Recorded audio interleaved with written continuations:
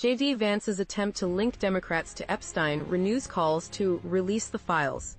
Vice President J.D. Vance's attempt to shift blame for the Jeffrey Epstein scandal onto Democrats has backfired spectacularly. Following a reported White House meeting to strategize a communications plan, Vance accused the Biden administration of inaction, prompting immediate online backlash demanding the release of Epstein-related files. His claim that Democrats were solely to blame, coupled with the repetition of debunked accusations against Bill Clinton, ignited a firestorm of criticism on social media. This renewed outcry follows the Justice Department's July announcement that no further Epstein files would be released, contradicting earlier statements from officials. This decision, and Vance's current stance, stand in stark contrast to his previous public statements urging the release of the Epstein list. The conflicting messages have fueled conspiracy theories and intensified calls for transparency. The controversy is further inflamed by existing video evidence of Trump's association with Epstein and Ghislaine Maxwell, adding fuel to the ongoing debate. Social media users highlighted this past association alongside Vance's shifting narrative, leading to a surge in calls for the immediate release of all relevant documents, regardless of political affiliation. Adding to the political turmoil, Trump's accusations against former President Obama and the subsequent submission of documents to the Justice Department by Director of National Intelligence Tulsi Gabbard further complicate the situation, intensifying the already highly charged atmosphere surrounding the Epstein case. In our next story, Anas al-Sharif among 4 Al Jazeera journalists killed by Israel in Gaza City. Prominent Al Jazeera journalist Anas al-Sharif was killed in a targeted Israeli attack on a Gaza City media tent, along with 4 colleagues. The attack, which occurred late Sunday evening near Al-Shifa Hospital, also claimed the lives of fellow Al Jazeera journalists Mohammed Kreka, Ibrahim Zar, Mohammed Nufel, and Momen Aliwa. Al-Sharif, just moments before his death, had tweeted about the intense Israeli bombardment of Gaza City. In a poignant posthumous message, Al-Sharif described the pain and loss he had witnessed, emphasizing his commitment to reporting the truth despite the risks. He expressed sorrow at leaving his family behind and leaving his young children without a father.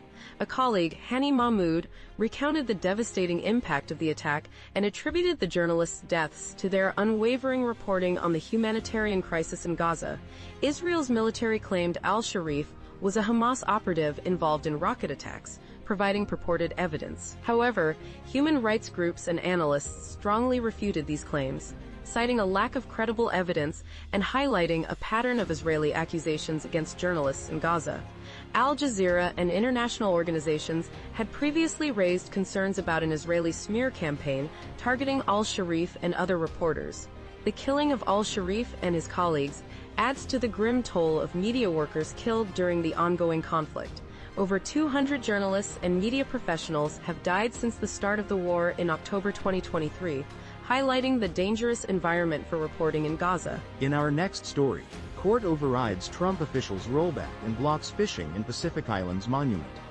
A federal judge in Hawaii has ruled that commercial fishing is illegal within the Pacific Islands Heritage Marine National Monument.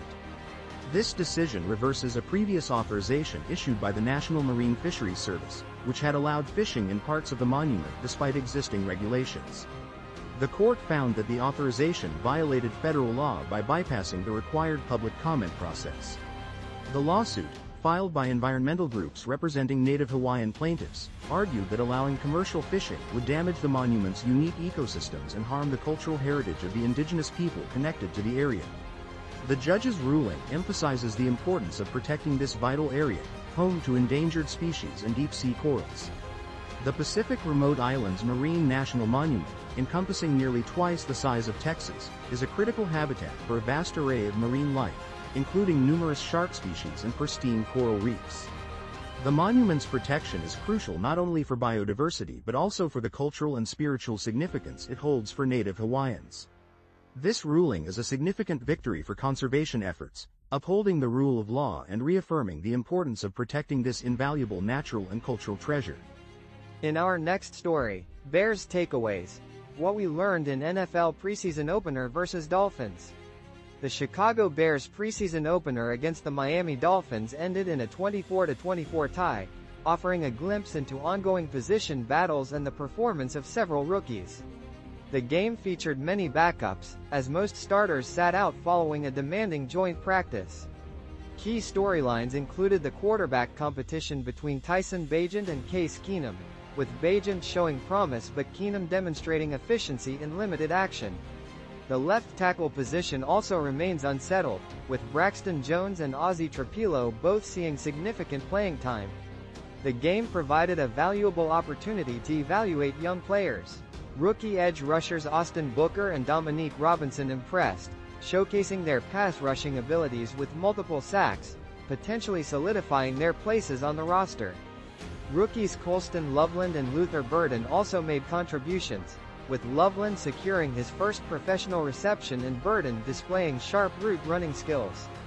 While the starting quarterback and left tackle positions remain undecided, the performance of several young players offered encouraging signs. Booker's 3 sacks, including a strip sack, were particularly noteworthy, demonstrating a potential impact beyond their initial projected roles. The overall performance highlighted the depth of the Bears roster and provided valuable insight into their potential for the upcoming season. Further film review will be necessary to fully assess offensive line performance, but both Bagent and Keenum showed enough to keep the quarterback battle interesting. The edge rushing depth received a significant boost through solid performances from Booker and Robinson, easing some concerns about the team's ability to pressure opposing quarterbacks behind their starters. In our next story, Trump orders homeless he passed en route to golf course to leave Washington, D.C.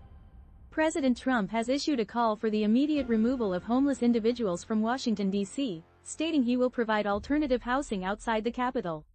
This announcement, made via his Truth Social platform, followed a series of photographs he posted depicting homelessness and litter in the city.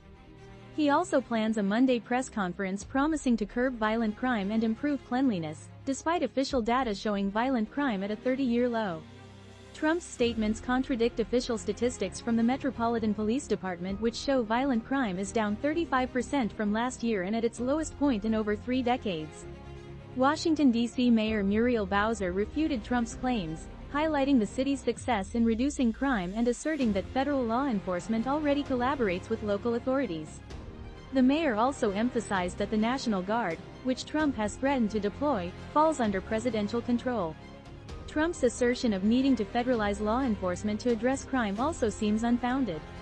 A recent assault highlighted by Trump as evidence of police failure was swiftly resolved with the arrest of 2 suspects by D.C. police. The White House has declined to clarify what legal authority Trump possesses to evict residents, given he only controls federal properties in the city. Furthermore, Trump is reportedly exploring legislation to overturn the D.C. Home Rule Act, which grants the city self-governance. Congresswoman Eleanor Holmes Norton criticized Trump's comments as misguided and offensive, emphasizing the capability of D.C. residents to govern themselves and advocating for D.C. statehood as a means to ensure lasting self-determination.